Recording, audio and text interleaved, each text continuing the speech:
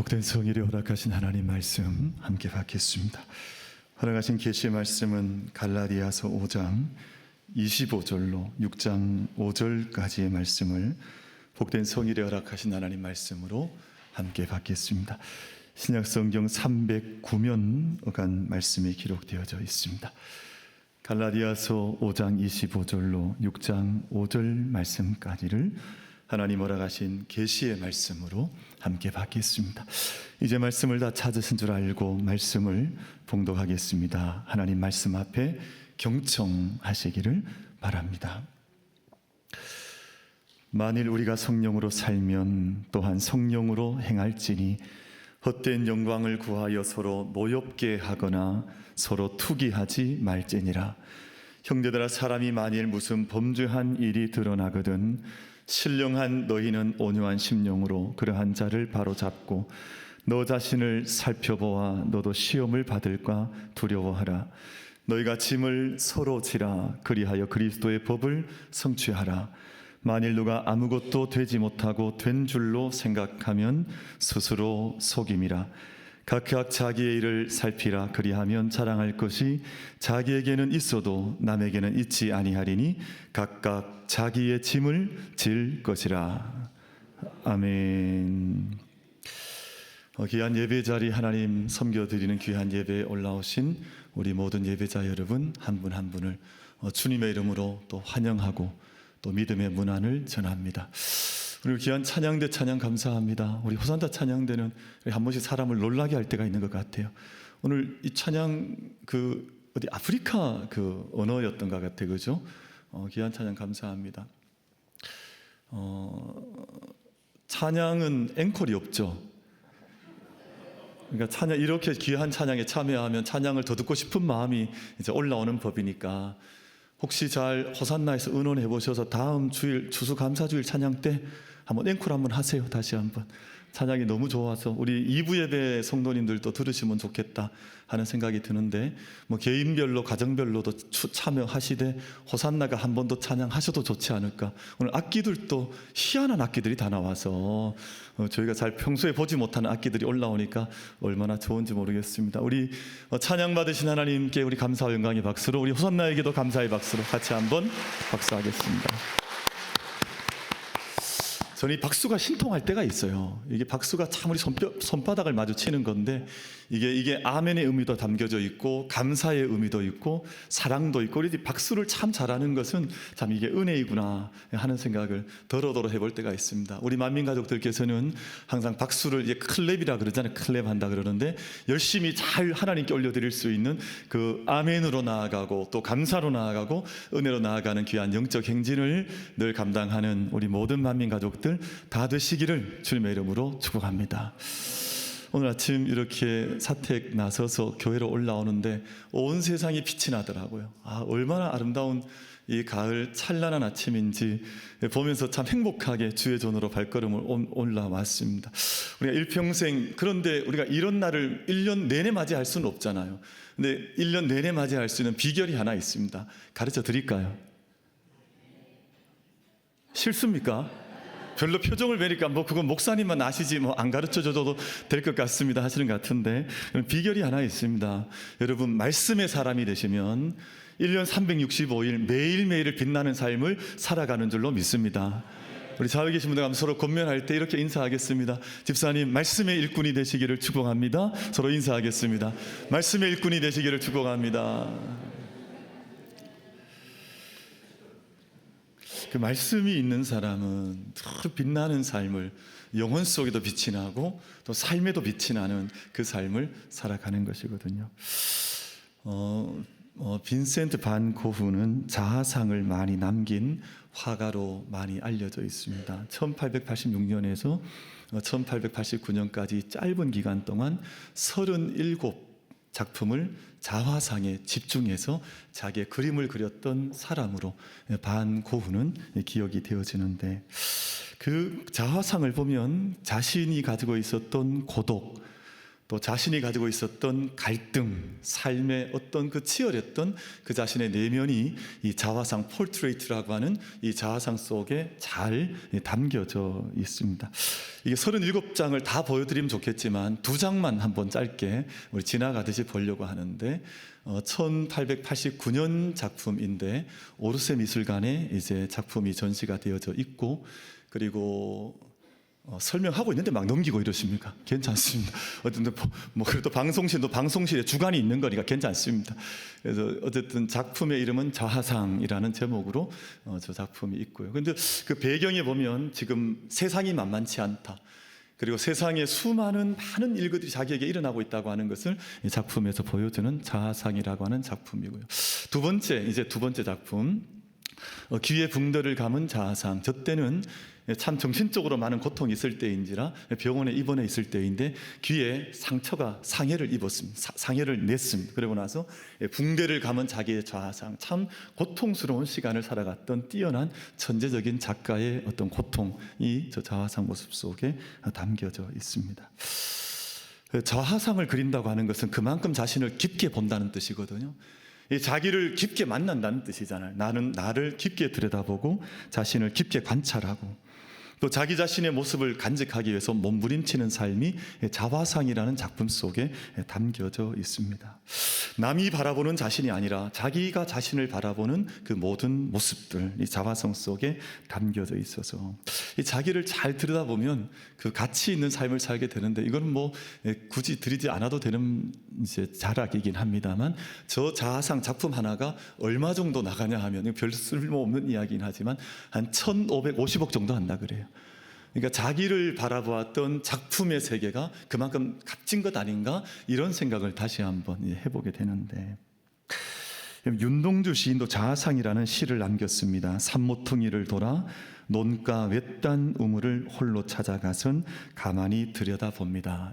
여러분 지금 보시는 것은 윤동주 시인의 친필입니다. 그러니까 저 작품을 썼던 원래 작품의 친필인데, 그렇게 글씨가 보이시죠? 같이 한번 따라가 보시면, 우물 속에는 달이 밝고 구름이 흐르고 하늘이 펼치고 파란 바람이 불고 가을이 있습니다. 참 식기가 너무너무 아름다운 식기입니다. 그리고 한 사나이가 있습니다. 이 자화상이거든요. 자기 자신의 모습을 보게 된 겁니다. 어쩐지 그 사나이가 미워져 돌아갑니다. 돌아가다 생각해 보니 그 사나이가 가엾어집니다. 도로가 들여다보니 사나이는 그대로 있습니다. 다시 그 사나이가 미워져 돌아갑니다. 돌아가다 생각하니 그 사나이가 그리워집니다. 우물 속에는 달이 밝고 구름이 흐르고 하늘이 펼치고 파란 바람이 불고 가을이 있고 추억처럼 사나이가 있습니다. 뭐 이런 이제 참 이렇게 자기 자신을 깊게 바라본, 우물가 속에 비춰졌던 물에 비춰진 자기 자신의 모습을 통해서 자기의 자아상을 그려내었던 그 젊은 윤동주 시인의 모습이 때로는 밉기도 하고, 또 돌아서다 보니 측은하기도 해서 연민이 정이 느끼기도 해서 다시 돌아가 보니까 또 미워지고, 돌아가 보는데 그리워지는 자기 자신의 모습을 자화상이라는 시를 통해서 표현해낸 그런 작품입니다. 우리는 우리 자신의 자화상을 그리는 존재들인데 자기가 자신의 모습을 그리는 거잖아요. 근데 우리는 수많은 이제 자기 자신의 이미지, 자기 자신의 상을 형성하게 되는데 여러 이제 통로, 루트가 있습니다. 자기 자신 안에서 자기 자신을 그려내는 사람도 있고, 또 어떤 사람은 남이 전해준 자기 자신의 모습을 자기 자아상인 줄 알고 간직하고 살아가는 사람도 있고, 더 깊은 곳에 나아가 보면 하나님께서 우리 가운데 부여해 주신, 하나님의 내게 주신 그 그림, 너는 이런 존재야라고 하나님의 약속에 자기 자아성을 형성하면서 살아가는 삶의 모습들도 있습니다.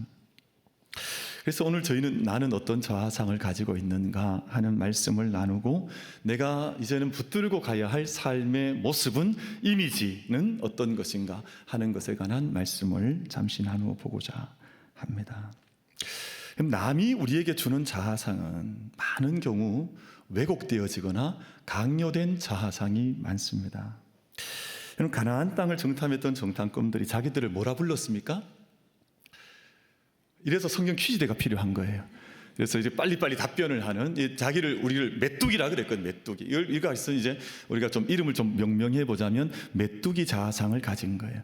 그러니까 자기 안에 있었던 자아상도 아니고 하나님께 주신 자아상도 아닌데 세상 앞에 비추어 봤더니 나는 이런 것 아니냐라고 하는, 세상이 자기에게 강요한, 세상이 자기에게 전해준 그런 메뚜기 자아상을 가지고 살아가는 사람들이 많이 있습니다. 누가복음 15장에 등장하는 탕자 둘째 아들은 자신을 아들이라고 하는 자아상을 가지지 못했습니다. 아버지에게 돌아가긴 해야 되겠는데 이제 품꾼의 하나로 여겨달라. 이 무슨 말이냐 하면 나는 종의 자아상을 가지고 살겠다라고 하는 그런 뜻이거든요. 이 자아상도 조금 더 거칠게 표현해 보자면 용서해 주시고요, 거지 자아상을 가진 거예요. 나는 당당한 아들로 살아갈 수 있다고 하는 이 자신감을 다 잊어버린 채 나는 이제 거지 같은 존재가 되지 않았냐, 뭐 이런 생각을 마음속에 가진 것이거든요. 여러분, 때로는 친구들이나 우리 친구들, 요즘 우리 교회 주변에 달서 초등학교가 있고 여기 이제 중학교, 고등학교가 있으니까 아이들이 막 지나가다가 제잘제잘 거리는데, 여러분 근데 제가 이렇게 들어보면 좋은 이야기를 하는 아이가 없어요. 막 욕이 막 이렇게 꽉 투척돼요. 욕이 투척되거나, 그래서 옛날로 치면 좀 간단한, 저희가 그래도 예배 설교 중이니까 그래도 좀 용서가 될 만한 말로 해보자면 이 바보야, 이 멍충아, 막 이런 이야기가 막 좀 더 거친 말도 할 수 있지만 지금 설교 중이니까 할 수는 없고, 친구들 향해서 야 이 바보야, 이 멍충아, 막 이런 이야기를, 제가 만났던 분들 그런 분이 있어요. 이분은 참 제가 보기엔 스마트하신 분이었었고 참 정말 괜찮은 분이었는데 그 부인이 거센 분이었습니다. 남편한테 늘 뭐라 그래요? 이 바보야 이러더라고요. 남편한테 늘 이 바보야 바보야. 지금 바보가 돼버렸습니다. 아니 늘 그 자식을 남들로부터 강요받고 이게 왜곡된 자아를 가지다 보니까 그렇게 멋있었던 분이 인생을 수십 년을 살고 지금 보니까 조금 바보처럼 조금 바뀌어버렸어요. 여러분, 제가 이 세상 속에 살아가는 동안 이 세상이 불러주는 자아상 때문에 왜곡되어진 자기 자신이 아니라, 이 세상이 강요하는 자아상이 아니라 하나님께서 우리 가운데 허락하시는 하나님의 자아상들을, 하나님께서 우리 가운데 원하시는 그 자아 화상들을 함께 그려갈 수 있는 우리 모든 예배자들 다 되시기를 주님의 이름으로 축복합니다. 성경을 읽어보시면요, 기가 막힌데 하나님께서 끊임없이 우리에게 자화상을 그려주세요. 우리의 이름을 통해서나 삶의 긍정을 통해서나 믿음의 세계를 통해서 우리의 끊임없이 우리의 그림을 아름답게 그려주시거든요. 그럼 아브라함이라는 이름은, 이 이름도 아주 멋진 이름이었습니다. 원래 뜻이 뭐냐 하면 존귀한 아버지라는 뜻이고, 괜찮잖아요. 근데 하나님께서 굳이 그 아브라함에게 나는 너에게 새로운 이름을 주길 원하셔서 아브라함이라는 이름을 주셨어요. 이 존귀한 아버지는 한 가족의 아버지라는 뜻이지만 이 아브라함이라는 말은 열국의 아버지가 된다는 그런 뜻이니까 훨씬 더 멋스러운, 훨씬 더 멋진 포트레이트를, 자아상을 아브라함이 그릴 수 있도록 하나님께서는 아브라함에게 그런 이름을 새롭게 허락해 주셨습니다. 그럼 다 아시는 말씀의 내용이지만 하나님께서 예수님께서 시몬을 만나셨을 때 나는 너를 게바라하리라, 너를 베드로라 해서 이제는 반석이다. 이제는 전에는 네가 걸어가던 길에서 늘 휘청휘청하고 뭐 이렇게 세상에서 걸어갔던 너였었지만 이제는 네가 튼튼한 반석 같은 존재, 나는 너를 게바라고 너는 이제 게바로 살아가야 한다 하는 그 자아상을 예수님께서 게바에게 심어 주셨습니다. 예수님께서는 선명한 자화상을 가지고 계셨는데 요한복음 읽어보시면 나는 세상의 생명의 떡이다, 나는 세상의 빛이다, 나는 모든 양들이 내 삶 가운데 들어오는, 나는 양의 문으로 존재한다, 나는 선한 목자로 너희 가운데 있느니라, 그리고 나는 생명이요 부활의 삶을 사는 사람이다, 나는 너희 가운데 길이 되어진다, 나는 생명의 포도나무라고 하는 이 멋진 자아상들을 예수님께서 요한복음 통해서 마음껏 쏟아내시거든요.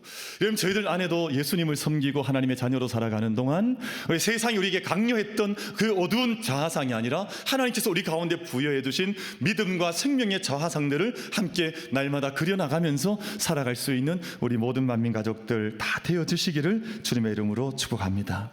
예수님께서 복음 안에서 우리 가운데 새롭게 부여해 주신 믿음의 자아상들을 가지고 살아가는데, 제가 한 3가지 정도를 말씀을 나눠서 말씀을 듣고 말씀을 전하려고 합니다. 첫 번째는 복음이 주는 자아상이 있는데, 여러분, 이것은 남과 비교될 수 없는, 남과 비교할 수 없는 영적인 새로운 자아상을 하나님께서 우리 가운데 주셨다는 겁니다.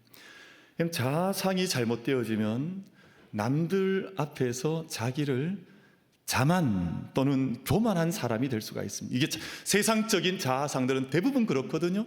남들보다 조금만 나오면 막 엄청나게 교만해져 버리고, 또 남들보다 조금만 못하면 자학하는 거예요. 막 나는 왜 이런가, 나는 이 모양인가, 뭐 그런 사람들이 세상에 얼마나 많은지 몰라요. 때로는 자만하고 때로는 자학하고, 이게 복음 안에서 바르게 자아상을 가지지 못하면 이런 일이 벌어지는데, 그럼 이 시간 축복하기로는 복음 안에서 자기로 당당한, 복음 안에서 새롭게 빚어진 자화상을 통해서 복음 앞에 자기로 당당한 삶을 살아갈 수 있는 우리 모든 만민 가족들 되시기를 주님의 이름으로 축복합니다. 그럼 저는 교회도 그래야 된다고 생각을 하고, 우리 한 사람 한 사람 심령도 그래야 된다고 생각을 하거든요. 조금만 잘난 사람 만나면 말도 못하고 그냥 엎드려져 있어버리고, 조금만 자기보다 못하면 그 앞에서 막 기세등등해서 사람을 괴롭히거나 교만한 삶을 살고, 복음 앞에서 새롭게 삶을 당당하게 살아가는 사람들은 그런 삶을 살아가지 않습니다. 그럼 교우들도, 교회도 마찬가지인데, 자기보다 조금만 약한 교회다 싶으면 막 저런 교회가 있냐, 하나님 없는 교회를 과시하는 사람들도 얼마나 많은지 몰라요. 그래, 조금만 교회가 크다 보이면 아이고 저런 교회는 얼마나 좋을까, 저런 교회는 얼마나 영광스러운가, 늘 이 의식 앞에서 떠나지를 못하는 한국 교회와 교인들이 얼마나 많은지 몰라요. 여러분, 저희가 그런 존재가 아니라 자기 앞에서, 복음 앞에서 늘 당당한 자신의 자화상들을 날마다 그려나가는, 여러분 가정도 그렇게 살아가셔야 하고, 우리 교회도 그렇게 돼야 되고, 우리 민족도 그러해야 하는데, 여러분 저희들 항상 주님 앞에서 자기 자신의 참된 자아상, 자화상을 넉넉히 온전히 지켜나갈 수 있는 우리 모든 만민 가족들 다 될 수 있게 되기를 주님의 이름으로 축복합니다. 그럼 그것이 십자가에서 사랑받은 사람들이 고백하고 살아가는 삶의 방식, 삶의 모습이라고 하는 것입니다. 여러분, 오늘 저희가 이제 읽으셨던 본문 말씀 가운데 25절, 26절 5장 말씀이죠. 성령으로 살고 성령으로 행하는 사람들이라고 하는 말씀이 있는데, 성령으로 살아가는 사람들의 특질이 있다, 그들의 퀄리티, 그들의 삶의 양태, 삶의 모습이 있다고 하는 것을 말씀을 해주시는 것인데, 이어지는 말씀을 저희가 함께 따라가다 보면 헛된 영광 속에서, 여러분 헛된 영광이라고 하는 것은 자신에게 명예와 영광이 없다고 느끼기 때문에 자신의 가치를 세상적인 방법으로 계속해서 입증하려며 살아가는 사람들의 모습을 말하는 것이거든요. 그러니까 생각이 남과의 비교에 고착되어져 있는 참 허무한 삶을 살아가는 것을 가리켜서 헛된 영광이라고 오늘 본문에서는 우리 가운데 말씀을 해주시고 있습니다. 근데 성령으로 살아가는 사람들은 헛된 영광 속에 빠져서 살지 않는다. 헛된 영광을 구해서 서로 노엽게 하거나 서로 투기하지 말라. 그럼 헛된 영광 속에 빠져서 노엽게 한다고 하는 것은 명예욕, 과시욕 속에 빠져 있다는 뜻입니다. 남들로 하여금, 다른 사람들로 하여금 늘 노엽게 만드는, 뭔가 사람들 자꾸 비교해가면서 사람들에게 그 노여움을 불러일으킬 만한 헛된 영광의 사람들, 그 이어지는 말씀 서로 투기하지 말라고 하는 것은 역시 헛된 영광 속에 있으므로 열등감 속에 빠져서 쉽게 투기하는 사람들의 모습을 가리켜서 이렇게 말씀을 하고 있습니다. 하나님께서 우리 가운데 그려주신 영광스러운 자아상이네. 저는 이 말씀 너무너무 사랑하거든요. 저는 이 말씀이 늘 묵상되어지고, 제가 이제 결혼을 했을 때, 주례하셨던 목사님께서 그 성경책에다가 이 말씀을 적어주셨어요. 그래서 저는 이 말씀 적어주신 것이 그렇게 평생 감사하고, 그래서 때로는 지금도 저도 누군가를 주례하게 될 기회가 있으면 이 말씀을 적어서 성경 선물을 줄 때가 있습니다. 바로 베드로전서 2장 9절 말씀인데요. 너는 택하신 족속이요 왕같은 제사장들이요 거룩한 나라요 그의 소유가 된 백성이라고 하는, 그럼 이것은 세상 어떤 것과도 비교할 수 없는 우리의 가장 강력한, 우리의 가장 완전한, 온전한, 우리 가운데 그려주신, 하나님께서 우리 가운데 그려주신 영적인 자화상들이거든요. 너는 택하신 족속이요 왕같은 제사장들이요 거룩한 나라요 그의 소유가 된 하나님 백성이라고 하는 이 자화상으로 이 세상의 삶을 우리가 담대하게 걸어나갈 수 있는, 여러분 이 안에 하나님의 쏟아 부어진 사랑이 다 말씀이 기록되어져 있거든요. 나는 사랑받고 있는 존재요 존중받고 있는 존재. 오늘 우리 찰리 전사님과 함께 다 찬양을 드렸습니다만 그 고백이 담겨져 있는 거거든요. 우리가 하나님 앞에서 존귀 여김 받고 믿음 안에 얼마나 큰 사랑을 받은 자인지를 깨닫고, 여러분 영적으로 복음 안에서 당당한 삶을 살아갈 수 있는 우리 모든 예배자들과 우리 모든 만민 가족들 다 되시기를 주님의 이름으로 축복합니다. 두 번째, 복음의 자아상을 가지게 되면 우리가 모든 이기심이 무너져 내리고 누구를 만나든 형제요 자매로 살아가게 되는데, 우리가 이 안에서 서로를 격려하는 삶을 우리가 서로 살아간다고 하는 겁니다. 여러분 6장 1절 말씀 보시면 누군가에게 어떤 형제 또는 어떤 자매일지도 모르겠습니다만 누군가에게 범죄한 일이 드러났습니다. 여러분 그러면 우울감에 빠질 사람들은 그 순간 마음속에 뭐가 지나가냐 하면 아이고야, 우리 경상도 말로 꽃이다 이럽니다. 꽃이다. 막 잘됐다, 막 얼마나 못났으면 저렇게 하냐. 이게 헛된 자만심, 헛된 영광을 살아가는 사람들은 이 마음이 먼저 지나간다니까요. 근데 오늘 말씀 보면 형제들아, 사람이 만일 무슨 범죄한 일이 드러나거든, 이란 말씀과 함께 우리가 믿음의 사람, 성령의 사람 안에서 가져가는 믿음의 삶을 걸어가는 사람들이 가지는 영적인 심령의 자세들이 오늘 본문 말씀 속에 기록이 되어져 있습니다. 그럼 성령으로 살지 않는 사람들은 이 순간 비판을 일삼거나 아니면 태무심해지거나 아이고 나는 관계없는 일이다, 뭐 가정 안에도 또는 교회 안에도 그런 일이 벌어지면 그렇게 살아가는 사람들이 적지 않습니다. 근데 오늘 사도 바울께서 선명한 제안을 하시는데, 신령한 너희는 온유한 심령으로 그러한 자를 바로잡으라 라고 말씀을 합니다. 그 영어 성경에 이렇게 기록이 되어져 있더라고요. If someone is caught in a sin, 누군가가 죄에 사로잡힌 일이 벌어지거든, you who are spiritual, 그러니까 영적인 사람, 성령의 사람들은 should restore him gently, 그를 온유한 심정으로 그를 restore, 다시금 세워주는 일을 위해서 너는 쓰임 받아야 되지 않겠느냐 하는 그 말씀을 우리 가운데 주시고 있습니다. 여러분 이런 말씀을 읽어도 어떤 분은 이렇게 읽는 사람도 있는 것 같아요. 신령한 너희는 온유한 심령으로 그러한 자를 바로 잡으라, 이러니까 바로 때려 잡으라는 줄 알고 이 그런 뜻이 아니거든요. 여러분 우리가 누군가를 때려 잡듯이 하느라는 말이 아니라, 우리가 죄를 다 지적하라는 말이 아니라 사랑으로 그를 덮은 이후에, 사랑은 허다한 죄를 덮는다 그러지 않았습니까? 어떤 일은 죄가 들어가면 막 들춰내기 바빠요. 막 와서 저한테도 막 일러주는 사람들도 얼마나 많은지 몰라요. 목사님, 저 사람이 저랬습니다. 이 사람이 저랬습니다. 막 그때는 마음에 막 찬바람이 이렇게 지나가는 걸 느끼거든요. 그때는 우리가 온유한 심정으로 gently restore him, 그를 온유한 심정으로 덮어주면서 정말 그를 어떻게 바로잡을 것인가를 하나님께 물으면서 생명의 길을 함께 걸어가는 것이 성령의 사람, 신령한 너희는, 성령으로 살아가는 너희는 이런 길을 걸어가는 것이 아니겠더냐 하는 그 말씀을 주시는 것이거든요. 사도 베드로께서 사랑은 허다한 죄를 덮느니라 라는 말을 베드로전서 4장 8절에서 말씀을 하셨는데, 이것은 어떤 말씀이냐 하면 예수님과 함께 공생애를 살아가면서 자기가 경험했던 이야기였습니다. 그럼 베드로가 실수가 얼마나 많았게요? 베드로가 얼마나 많이 넘어졌게요? 베드로가 얼마나 많이 실수가 얼마나 많았던 걸 여러분 저희가 다 잘 알고 있지 않습니까? 근데 예수님께서 그때마다 베드로를 덮어주신 거예요. 그 덮어주실 뿐만 아니라 베드로가 더 온전해질 수 있도록 그의 삶을 응원하고 격려하고 마침내 정말 믿음의 거목이 될 수 있도록 하나님께서, 우리 주님께서 베드로를 온유한 심령으로 바로 잡아주셨던 것을 베드로는 자기의 삶을 통해서 경험을 했었던 것이었거든요. 여러분 이때 중요한 한 가지 전제가 있습니다. 뭐냐 하면 6장 1절 말씀, 이제 하반절이죠. 너희는 온유한 심령으로 그러한 자를 바로잡고 너 자신을 돌아보아 너도 시험을 받을까 두려워해라. 이 말씀이 무슨 뜻이냐 하면 너도 그런 실수를 얼마든지 할 수 있는 존재라는 겁니다.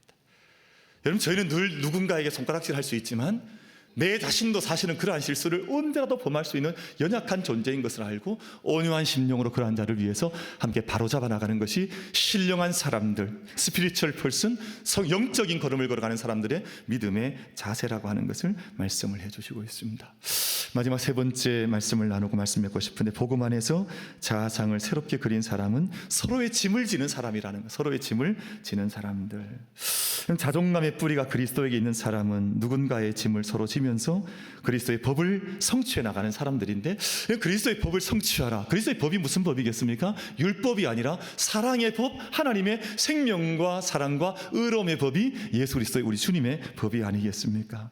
이 사랑의 법에 대해서 갈라디아서 5장 13절 14절 말씀에서는 오직 사랑으로 서로 종노릇 해라. 온 율법은 내 이웃 사랑하기를 내 자신같이 하라 하신 한 말씀에서 이루어졌는데, 만나니 만일 서로 물고 먹으면 피차 멸망할까 조심하라 라는 말씀을 주시고 있습니다. 여러분, 이 세상은 요즘 가만히 봤더니 매일같이 서로 피차 물고 늘어지는 세상 같아요. 이게 세상에서 보여주는 세상의 삶의 방식이거든요. 세상에 초상화는 그렇게 그려져 있습니다. 그러나 믿음에 자기의 자아상을 그린 사람들은 그런 삶이 아니라 우리가 읽으셨던 말씀과 같이 서로 사랑으로 종노릇하고 내 이웃 사랑하기를 내 자신같이 하라 하신 이 말씀을 이루어 가는 것이다 라는 말씀을 우리 가운데 들려주시고 있습니다. 여러분, 우리 주님께서 우리 가운데 주신 새 계명은 서로 사랑하는 계명이었습니다. 너희가 서로 사랑하면 너희가 내 제자인 것을 세상이 알게 되리라. 근데 여러분, 저희가 다 경험하는 거지만 누군가의 짐을 지는 것은 참 쉽지 않습니다. 조그만 짐을 좀 저는 것 같아도 불평하고, 왜 내게 이런 짐이 젖었느냐 막 불평하고, 우리 글럼블링 한다 그러잖아요. 불평하고 원망하고 귀찮아하고 그렇게 합니다. 그럼 심지어는 가족들 사이에서도 그렇더라고요. 그럼 가족들 사이에서 그리스도의 법이 없으니까 자식이 부모 짐지는 것을 그렇게 싫어하더라고요. 부모님도 자녀들의 짐을 지려고 하지 않아요. 여러분, 이게 그리스도의 법을 이루지 못하고 있는 사람들의 세상적인 모습들이거든요. 근데 여러분, 짐을 져보니까 참 좋은 게 있더라고요. 짐을 져보니까, 나눠 짐을 져보게 되면 짐이 짐같이 여겨지지 않게 돼요. 그리고 짐을 함께 진다고 하는 기쁨과 의미를 그 영적인 발걸음 속에서 발견하게 돼요. 함께 짐 져보면 아무것도 아니거든요. 근데 그것이 그리스도의 법을 성취하는 가장 중요한 방법이라고 말씀하시니, 우리 모든 예배자들은 물리적으로, 정서적으로, 영적으로 상대의 짐을 분담해서 지는 이 일을 기쁨으로 감당해 나갈 수 있는, 선교의 짐이 되든 전도의 짐이 되든 교회 봉사의 짐이 되든 이 세상을, 이 나라를 섬기는 이제 정치적인 영역의 짐이 되든 모든 삶의 자리에서 아름다운 부녀자들로 짐을 분담할 수 있는 믿음의 그 발걸음들을 감당해 나갈 수 있는 우리 모든 예배자들 다 되시기를 주님의 이름으로 축복합니다. 그리고 중요한 것 한 가지는 자신의 짐을 성실하게 지는 겁니다. 하나님께서 내게 맡겨주신 짐이 있습니다. 그럼 이 짐은 제가 나눌 수가 없어요. 여러분, 만민교회 담임 목사에게 지어주신 짐은 제가 져야 되는 것이지, 누군가에게 이거 맡겨달라고 해서 누구 짐 줘 주십시오 그렇게 질 수 있는 짐이 아니에요. 이거는 원망할 것도 아니고 하나님께서 내게 주신 것이니까 감사함으로 받고 기쁨으로 받아서 성령의 은총과 능력 속에서 제가 감당해야 될 일이지, 저는 아내에게 맡길 수 있는 것도 아니고 누군가가 이걸 대신 줘 주십시오 할 수 있는 것도 아닌지라. 여러분도 마찬가지입니다. 여러분, 각자에게 자기만에게 지어주신 하나님의 짐이 있는데, 그럼 그 짐은 기쁨으로 받을 수 있는 우리 모든 만민 가족들 될 수 있게 되기를 주님의 이름으로 축복합니다. 그럼 그렇게 받지 못하면요, 늘 불평하게 되어져 있습니다. 아니, 뭐가 이렇게 무겁냐, 뭐가 이렇게 힘든 짐을 내게 맡겨주셨냐, 늘 그렇게 살아갈 수밖에 없는 인생이 되는 것이거든요. 남들과 비교하지 마십시오. 각각 자기의 일을 살펴서 이건 정말 자기에게만 준 하나님의 은혜구나 하는 그 고백 속에서, 그 은혜 속에서 함께 살아가는 것입니다. 남겨 비교할 것도 없고 불평할 것도 없고, 남보다 커 보인다 불평할 것도 없고 작아 보인다 불평할 것도 없습니다. 그래서 저는 다른 교회 잘 보지 않습니다. 저는 막 큰 교회다 보지 않습니다. 작다 해서 제 마음 막 그렇게 넘어지게 하지도 않습니다. 하나님께서 각자에게 주신 몫이 있으니 자기에게 주신 것을 가장 귀한 것으로 알고 섬겨 나갈 뿐이지, 거기에서 다른 것들 이렇다 저렇다 할 이유가 전혀 없지 않을까. 오늘 말씀은 우리 가운데 그 말씀을 주시고 있습니다. 그래서 짐은 때로는 나눠지되, 때로는 자기 짐은 하나님 앞에서 힘차게 가열차게 감당을 해 나가는 것입니다. 말씀 맺겠습니다. 사랑하는 성도 여러분, 복음 안에 있지 않은 자화상은 때로는 교만하고 때로는 좌절하게 합니다. 그러나 복음 안에 있는 사람은, 성령의 사람들은 성령으로 행할 때 다른 사람들 섬겨 사랑하면서 그리스도의 법을 성취한다 하셨습니다. 우리 자신을 깊게 살피면서 우리 각자에게 주어진 짐을 기쁨으로 질 뿐만 아니라, 또 타인에게 있는 때로는 어려운 짐이 있다면 함께 전화갈 수 있는 성령의 역동적인 역사 안에 참여하면서 아름다운 자화상 영광스럽게 그려나갈 수 있는 우리 모든 만민 예배자들 다 되시기를 주님의 이름으로 축복합니다.